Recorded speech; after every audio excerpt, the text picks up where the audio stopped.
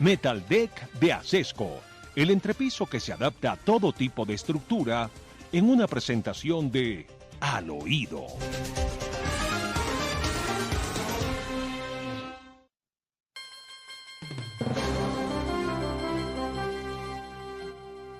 Me da la sensación, ojalá equivocada, no lo sé, de que le estamos dando poca importancia a las elecciones regionales. Alcaldes, gobernadores, consejos, asambleas departamentales. Lo regional es fundamental. El país es una suma de regiones. No nos equivoquemos. No nos dejemos sorprender. No nos dejemos destruir por quienes sí saben para qué sirve el poder regional. Vamos a tener unas elecciones de mar en medio de una situación de violencia más que peligrosa. Los candidatos que tienen posibilidades en alguna parte son atacados, son muertos, asesinados.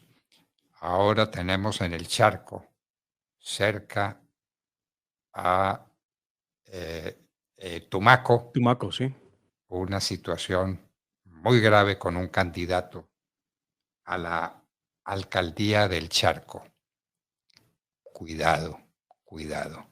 ¿Cómo ve usted eso de las elecciones regionales y qué dicen las encuestas sobre el particular, por lo menos para las ciudades más importantes de Colombia de Mar? Hablemos Pues del tema. doctor Fernando, acaba de salir encuesta Inbamer donde hay muchas cosas interesantes para poder analizar de lo que serán las elecciones del próximo 29 de octubre. Si le parece, demos una pasadita a lo que está pasando en Bogotá. Estamos ya a 2 meses, ¿no? Esto Sí, ya se señor. vino encima. Claro, estamos a 2 meses de la elección. Y se va moviendo el tablero de manera interesante. Algunos nos explican, y con toda razón, como una persona como Gustavo Bolívar, que ha demostrado tener muy pocos conocimientos de administración pública, puede tener en estos momentos, según la encuesta, el 20,3%. Oviedo, un hombre que venía con unos índices importantes de favorabilidad en la intención del voto, ha bajado a un 16,8%, y quien lidera el proceso de encuesta es Carlos Fernando Galán con el 26,6%. Oviedo se mató con unas declaraciones absolutamente incomprensibles que hizo en algún momento. Y eso desencadenó una reacción en cadena contra su nombre y contra sus posibilidades, que hubiera sido un excelente candidato. Me da la impresión. ¿Cómo? Hay que ver cómo se comporta el asunto, doctor Fernando, porque realmente el que hacía falta, porque recordemos que Oviedo siempre estaba muy bien, porque pues primero fue el primero hay que decirlo, ¿no? El primero en haberse lanzado al agua fue Oviedo, pero además es el que mayor claridad ha tenido respecto a lo que debe ser la ciudad. Eso es lo que ha pasado con Oviedo. Pero evidentemente un par de declaraciones suyas, un tema pro vida y un tema de una declaración sobre unos niños que son los de cara al futuro, a los que dijo eran de extrema derecha, pues no le hicieron bien a su campaña. Lo cierto es que existe por lo menos la posibilidad de que haya dos personas en medio de los tres que van en punta que no son del pacto histórico. Y pues muchos apuestan que realmente la persona que pudiera quedarse con la alcaldía, que lo ha intentado ya algunas veces, es Carlos Fernando Galán, que tiene el 26,6% de intención del voto. Y le cuento cómo están los otros candidatos, porque aquí también sería importante pensar si estos otros candidatos en algún momento decidieran darle el apoyo al que vaya en punta para derrotar al petrismo. Tiene usted después de Juan Daniel Oviedo, que está en el 16,8%, a Diego Molano con el 7,5%, a Rodrigo Lara muy cerca con el 7,4%, a Jorge Luis Vargas con el 6%, a Jorge Enrique Robledo con el 5%, a Nicolás Ramos con el 1,2%, a Rafael Alfonso Quintero con el 0,6%. El voto en blanco registra un 8,5%. Pero vea usted, doctor Fernando, qué interesante este mapa.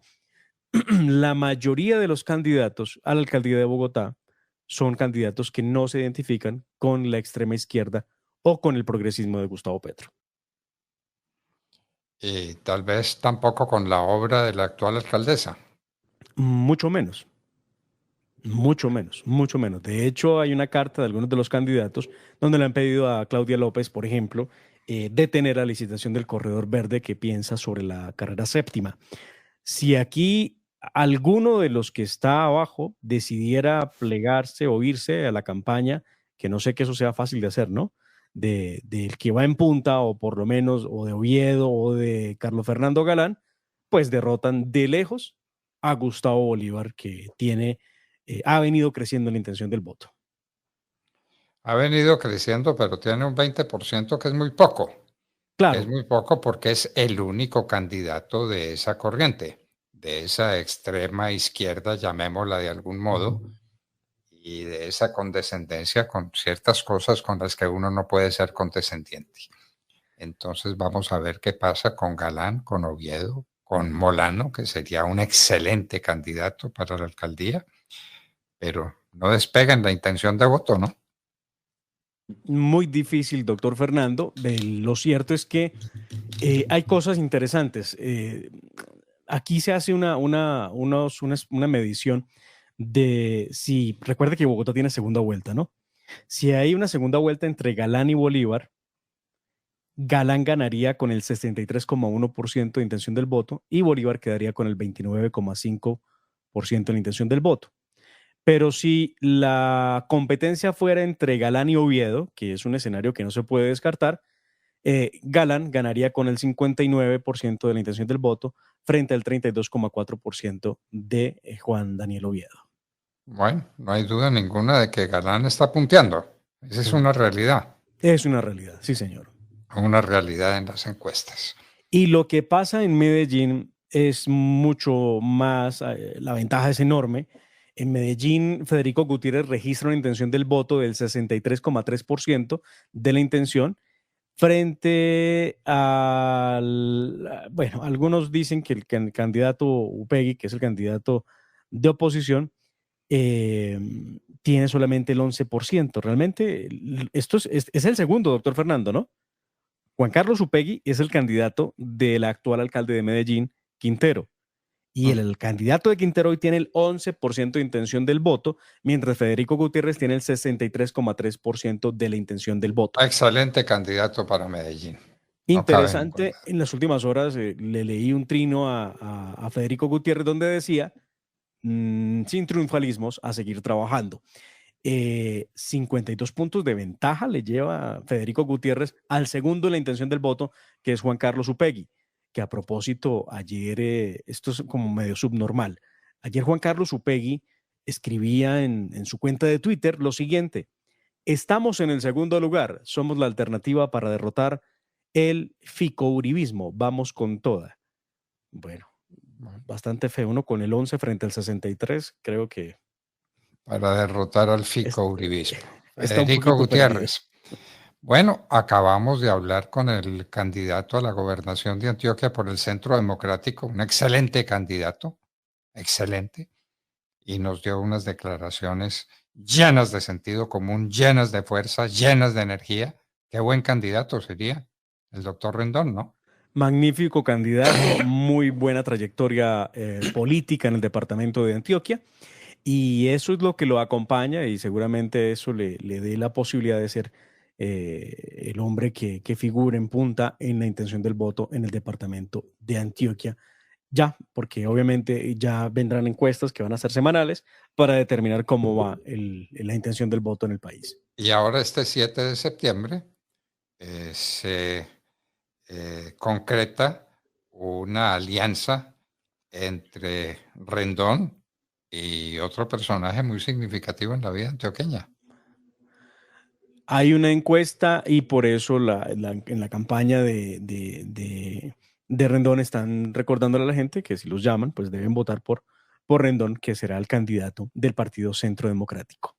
Le doy más datos de intención del voto, doctor Fernando. Vamos hacia Cali.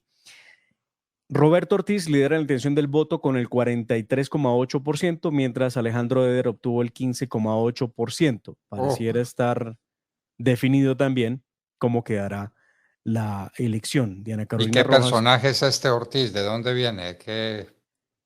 ¿De qué corriente?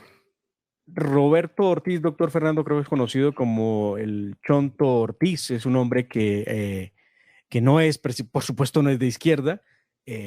Chontico Ortiz, le dicen de cariño a don Roberto Ortiz, un hombre que le apuesta a la seguridad en la ciudad de Cali, que es lo que está en estos momentos clamando la ciudad. Y creo yo esa idea, por lo menos, de hacer una campaña por la seguridad, es lo que lo pone en un lugar importante. Es un hombre que ha sido empresario, viene de la corriente liberal y pues tiene todas las posibilidades, según la encuesta más reciente, de ser el próximo alcalde de Los Caleños. No está cercano a... Estuvo también en la contienda en las elecciones pasadas, Sí, señor, si mi claro. memoria no me Sí, sí, falla. sí, sí, sí, señor. Sí, señor. Así es. El caso es que viene con una idea de rescatar la seguridad en Cali, habla de vehículos con blindaje para la policía, con motocicletas, con mayor cuerpo de inteligencia, de policía, para poder enfrentar la criminalidad en Cali que está creciente por cuenta, obviamente, los rezagos que ha dejado lo que llamaron el estallido social, que terminó siendo un verdadero caldo de cultivo para unas violencias de guerrillas urbanas. Bueno, ¿hay alguna otra ciudad de donde tengamos noticias? Porque si no hay que averiguarlo, lo que está Sí, sí, sí, pasando sí, sí. en Manizales, en Pereira, en Armenia, en Barranquilla, en Cartagena, Bueno, en en Barranquilla Bucaramanga. le puedo dar datos de Barranquilla. Ah, Pues, es apabullante, ¿no? pues sí, lo de Barranquilla, simplemente Alejandro Char, frente a 8 candidatos que tiene la ciudad, pero Alejandro Char tiene el 86,2%. ¿Cómo le parece? 86,2%. ¿Cómo le parece? Un fenómeno muy parecido al de Federico. Recuerde usted, doctor Fernando, que cuando Federico Gutiérrez y Alex Char fueron alcaldes de sus respectivas ciudades, ambos tenían la más alta favorabilidad, creo yo, nunca antes registrada en un mandatario local. Ambos salieron con una favorabilidad que estaba alrededor de eso, del 80, de más del 75 y entre el 85% de favorabilidad. Vea usted, se mantiene esa altísima favorabilidad en ambos candidatos, esta vez en ambos candidatos. ¿De Cartagena sabemos algo? No tengo datos de ¿De Cartagena, Bucaramanga? pero de Bucaramanga, Jaime Beltrán lidera la intención del voto con el 32,7%, lo sigue Fabián Oviedo con el 12,3%, Consuelo Ordóñez con el 9,3%, Carlos Felipe Parra con el 9% y Horacio José Serpa, el hijo de el ex senador y ex constituyente Horacio Serpa, con el 6,5%. Recordemos que Horacio José Serpa fue senador de la República. Bueno. ¿Y quien encabeza en Bucaramanga es de qué corriente? No tengo datos de don Jaime Beltrán, no sé, pero ya le buscaré quién es Bueno, Jaime Beltrán políticamente. averigüemos eso porque estamos a 2 meses y es importante que la gente sepa por quién puede votar y cuál puede ser su recurso para hacer de su ciudad una ciudad vivible, una ciudad armónica, una ciudad tranquila, segura. Todo depende del ciudadano y de la manera como vote y como elija a su mandatario. Porque miren las equivocaciones que se cometieron en el pasado. Miren pues, a quién tenemos en las alcaldías y a quienes tenemos también en algunas gobernaciones. No nos Ah, equivoquemos. vea qué interesante. Encuentro sobre Jaime Andrés Beltrán. Él se ha presentado ante su misma ciudadanía como el Bukele bumangués. Es pastor cristiano y quiere replicar el modelo de seguridad de El Salvador que ha impulsado Nayib Bukele con la construcción de cárceles para meter allí a todos los criminales de la ciudad. Muy bien. Es un hombre joven, tiene 43 años. Bueno, se supone que el tema de las cárceles sea tema de orden nacional fundamentalmente, pero los alcaldes y los gobernadores tienen una palabra que decir sobre el particular. Muy bien. Y tenemos presidente viajero, ¿no? El que condenaba tanto los viajes no se baja de un avión. Sí, señor, es cierto. Ah, y me recuerda aquí don Álvaro Grajales, doctor Fernando, que Chontico, el candidato que va punteando en la intención del voto en la ciudad de Cali, obtuvo la curula al Consejo por estatuto de oposición. Quedó segundo en la intención del voto en las elecciones pasadas. Por esa razón está allí. Presidente Petro, el más viajero. Sí, nunca antes habíamos tenido un presidente que hubiera logrado utilizar tanto el avión presidencial. Lo curioso es que estamos hablando del más viajero en un presidente que odia los combustibles fósiles, pero que no pierde por lo menos 2 veces al mes la oportunidad para prender el avión y salir de gira por cualquier parte del mundo. El presidente Petro esta semana estuvo en Costa Rica, sí, fue cumplido. Vea usted, doctor Fernando, hacía rato no lo era. En cuanto a su llegada y su salida de Costa Rica, porque de hecho llegó en la madrugada del día que correspondía, tenía que estar en Colombia. Esto sería que el día jueves, el día miércoles, bueno, cualquiera de estos 2 días que tenía que estar Petro ya en Bogotá. 23 salidas durante su primer año de gobierno lleva el presidente. 23 salidas, 23 salidas. Me pregunto yo con qué objeto, eso para dónde va, eso qué efecto produce. Sale, se va con una comitiva muy lujosa, gasta cantidades de dinero, quema combustible. ¿Y qué pasa? ¿Qué hay de esas salidas? ¿Qué queda de ellas? Bueno. Aquí los petristas no van a decir que la envidia, no van a decir que es que ustedes no miran a otros presidentes, porque sí, señores, los miramos. Durante los primeros 10 meses, tanto Iván Duque como Juan Manuel Santos salieron del país en 12 ocasiones. Así que sí tenemos al presidente más viajero de la historia, ¿no? Una vez por mes y este es 2 veces al mes. Pero además con un enorme costo, ¿no? Recuerde usted que la plataforma de noticias Bloomberg había realizado un trabajo de trazabilidad para entender cuánto había costado los viajes del presidente Petro durante el año 2022 y por lo menos durante el 2022 el gasto fue de 7.095 millones de pesos. Pero además después ha hecho el trabajo para poder determinar cuánto en total a mes de mayo, si mal no recuerdo, de este año, y se hablaba casi de 14.000 millones de pesos que había utilizado el señor presidente en sus múltiples viajes fuera del país. Bueno, tenemos también que el presidente Petro está haciendo gestiones para sumar a su cauda en el Congreso de la República a los miembros de la bancada liberal y de la U. Por supuesto, pues que eso no es gratis y que eso es con ofertas en la mano. Seamos objetivos y claros. Objetivos y claros. De manera, pues, que se está reuniendo con la bancada liberal. No se ha reunido con el expresidente de la República, jefe del Partido Liberal. No que sepamos, a pesar César Gaviria. A pesar de, aquí sí hay una cosa que no cuadra, o más bien sí cuadra, pero uno se resiste a creerla. El expresidente César Gaviria ha dicho que tiene que haber disciplina, que el Partido Liberal no tiene por qué darle trámite a una reforma a la salud, que es altamente lesiva para los ciudadanos y bueno, a las otras reformas. Lo cierto es que hubo reunión de la bancada liberal el día de ayer, hubo unas conversaciones para poder impulsar de manera conjunta las reformas que el presidente Gustavo Petro le propone al país. Durante esa reunión trascendió que ya se había reunido con el partido de la U, con las bancadas de Cámara de Representantes, que es donde está en estos momentos la famosa reforma a la salud, de la que tenemos gran noticia. Ayer, doctor Fernando, se llevaba a cabo el segundo debate de los 4 que tiene la reforma a la salud en la plenaria de la Cámara de Representantes.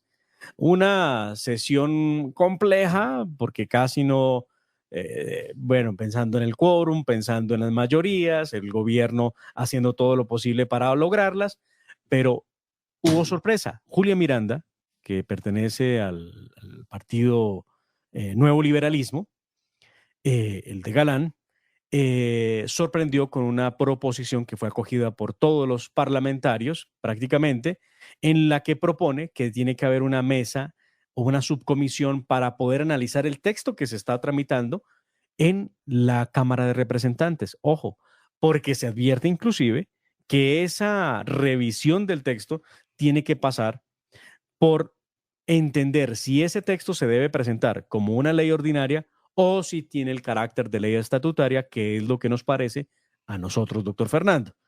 Así que por ahora el trámite que creían iba a ser con aplanadora, queda estancado mientras esa subcomisión revisa el texto, a ver si hay unas mesas de diálogo nacional para poder poner a la ciudadanía a participar, a organizaciones políticas, a organizaciones de la salud y poder garantizar un consenso en el proyecto que pretende tramitar el gobierno llamado Reforma a la Salud.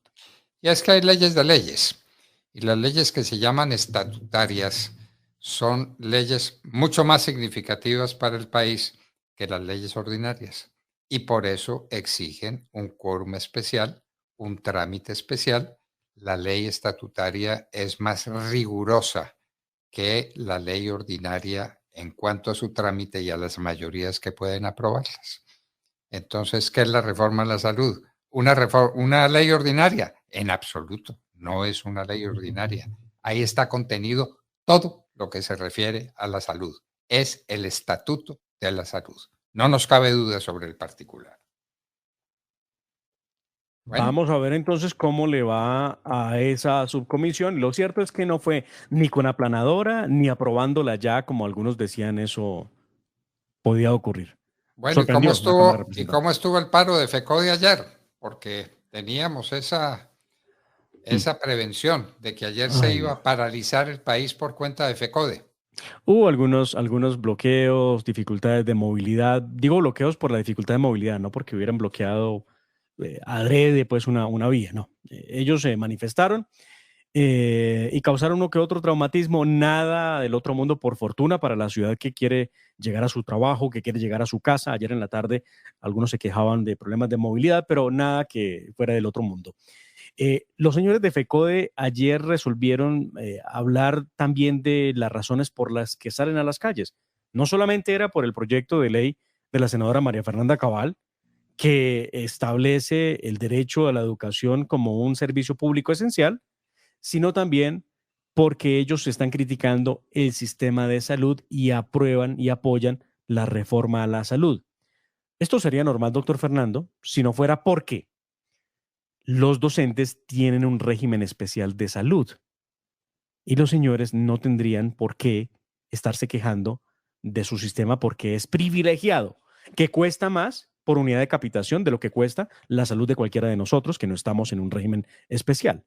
Pero además, ellos dicen que hay negación de citas, que no hay medicamentos, que hay demoras injustificadas, que hay retrasos infinitos en las cirugías.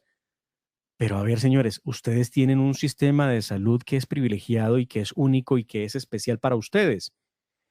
Y entonces apoyan la reforma a la salud, o sea, quieren conducir a toda Colombia a un sistema igual al que ellos tienen. Deberían, o bien sea, leer cuál es la situación de su régimen especial o leer la reforma a la salud que propone el gobierno Petro, que es más o menos idéntica a esto, donde no hay competencia entre EPS, donde hay estatización del sistema y donde, por supuesto, no hay garantía de un excelente servicio. Porque aquí sí voy a decir una cosa que de pronto a muchos no les guste, doctor Fernando, pero mientras haya competencia entre una y otra EPS, por supuesto va a haber mejor calidad en el servicio. La competencia es la clave para la superación. El que no tiene competencia se echa con las petacas, como decimos coloquialmente. La competencia es el motor de la productividad en todos los sentidos, en todos los órdenes. Ponga competencia y verá cómo cada uno se cuida de hacerlo mejor para conseguir el apoyo de la gente o de los capitales o de lo que sea. La competencia es vital para la productividad. Pero lo cierto es que se quedaron 7 u 8 millones de niños sin colegio ayer. Sí, 7.800.000 niños ayer no pudieron ir al colegio por cuenta del paro que terminó siendo anunciado por oponerse a dos normas, dos proyectos de ley de la senadora María Fernanda Cabal y de Paloma Valencia, que plantea el voucher escolar, y realmente terminó en el fondo que era el tema de salud de los docentes. Bueno, Salud que ellos mismos además escogen. bueno, y doña Francia, la vicepresidente y ministra, se va para África otra vez. ¿Hacer qué al África? Hacer tareas que no le corresponde, doctor Fernando, pues obviamente si el presidente la designa para tal tarea, pues le corresponde. Pero este gobierno tiene a un canciller que es bastante acucioso y le gusta viajar también mucho, que es el señor Álvaro Leiva. Lo cierto es que a Francia Márquez le envían al continente africano desde el 2 de septiembre y hasta el 5 para que durante 5 días realice labores diplomáticas. 5 días no hay del 2 al 5, perdóneme. Doctor Fernando, no, 4 días. Para que realice labores diplomáticas, es que no sé a qué horas exactamente salga, si agenda arranca el 2 de septiembre o si llega el 1 y arranca desde el 1 la agenda. Por eso tengo la duda. Si llega antes, por eso la duda de los 5 días. Ella va a realizar sí, labores diplomáticas. Labores diplomáticas, y entonces, ¿para qué la Cancillería? Va a estar en la Cumbre Africana del Clima que se va a celebrar el 4 y 5 de septiembre. La Cumbre Africana del Clima. Sí, bueno. Los temas que se tratan en la cumbre, pues por supuesto, el cambio climático, y dicen que cooperación bilateral con el África. Va a ir acompañada de Susana Muhammad, que es la ministra de Ambiente en Colombia, y de la viceministra de Hacienda, María Fernanda Valdés. Ella va a estar... obviamente en avión de la Fuerza Aérea Colombiana. Por supuesto, claro. Claro, desde luego. En medio de esa pequeña correría, porque pues sí es muy corto el tiempo, 4 o 5 días, vamos a ver cómo sale la agenda de la vicepresidente. La hoy ministra de la Igualdad va a viajar a Ghana, donde va a presentar o se va a sentar a hablar de una estrategia de fortalecimiento bilateral. Se dice que es la primera vez que va una misión diplomática en 30 años a Ghana, y esta vez pues encabezado por la señora Francia Márquez.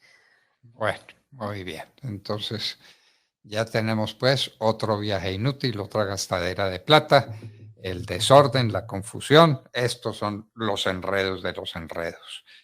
Bueno, que hay sin sabor de los gremios con Petro, pues es que los dejó metidos en la ANDI, nada menos. Allá estaban reunidos. La reunión era de la ANDI, pero estaban los gremios y había un ambiente muy especial para que Petro hablara sobre los grandes problemas que tiene el desarrollo económico de las empresas en Colombia. El desarrollo, el marco jurídico y el marco de realidades económicas que rodean a una actividad empresarial. Entonces, hay sinsabor de los gremios. Sí, porque a pesar de que hubo un buen espacio del presidente para con los gremios allá en la Casa de Nariño, hubo tiempo suficiente para hablar de los temas, para hablar de seguridad laboral, de reforma, de reactivación económica y de las reformas del presidente Petro. Lo cierto es que no hubo o no quedó un canal de comunicación establecido entre el gremio pues, de los empresarios en Colombia y bueno, y de los demás gremios, además, porque, doctor Fernando, aquí está todo, es el Consejo Gremial. Están todos aquí sentados al lado del presidente Petro y no hubo un canal de comunicación que permitiera hablar de un avance para poder trabajar mancomunadamente con el gobierno. No lo hubo, y es la queja del Consejo Gremial, que sí, muy chévere la reunión y todo, pero, ¿cuál es el resultado? Pues no hubo resultado. ¿Quién está presidiendo el Consejo Gremial? Germán Arce, es la persona que preside hoy el Consejo Gremial. ¿Que es de qué gremio o es elegido por todos los gremios? Él debe ser de alguno de los gremios, doctor Fernando. A ver, él fue ministro de Minas y Energía, pero ya le confirmo en qué anda en estos momentos, en qué gremio. Lo cierto es que la cosa no salió como se esperaba que saliera en la reunión. Y lo que le han dicho, que es lo más complejo de todo esto, doctor Fernando, al presidente Petro, es que recuerde que los gremios no son sus enemigos, porque pues el presidente no ha guardado, recuerde usted, calificativos y comentarios alrededor de los gremios que aplaudieron al fiscal general de la Nación cuando habló de la situación de seguridad del país. Bueno, Damari, averígüeme por qué salió el doctor Lloreda de la agremiación que reúne a la gente vinculada nada menos que al petróleo. El doctor Lloreda, que estaba haciendo una excelente tarea. ¿Por qué lo sacaron? Averiguaremos. Sí, Asofiduciarias es el gremio que representa el doctor Germán Arce, ahora presidente del Consejo Gremial. Asofiduciarias. pues que debía ser parte del sistema bancario, ¿no? Pero las fiducias resolvieron hacer toldo aparte.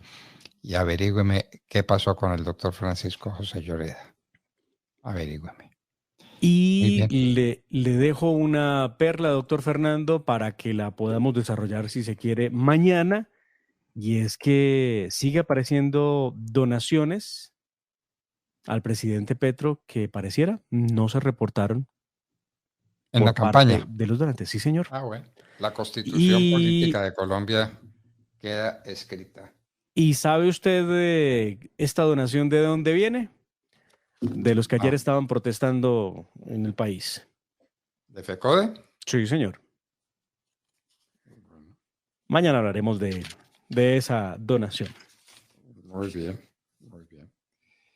Entonces, recuerden pues ustedes lo que dice el artículo 109 de la Constitución Nacional. Para las elecciones que se celebren a partir de la vigencia del presente acto legislativo, la violación de los topes máximos de financiación de las campañas debidamente comprobada será sancionada con la pérdida de investidura del cargo. La pérdida de investidura o del cargo. De manera pues que el presidente Petro es un presidente ilegítimo si viola los topes. Nada menos que eso. Bueno, Demar, entonces, hasta mañana.